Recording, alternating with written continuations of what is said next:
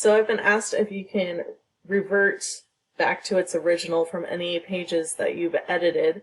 And so if you just go to the page that you want to edit, clearly I've already edited this and added my own touch to it. But if you want to revert back to the original, you just click on this right here, View Page History, and I can go, okay, I want to view what it looked like at this point or at this point.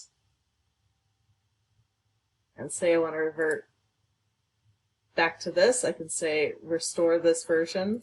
Or if I want to go to the very first of what it used to look like, I can say, okay, this is the one I want to restore to. So you just click restore this version and it will go back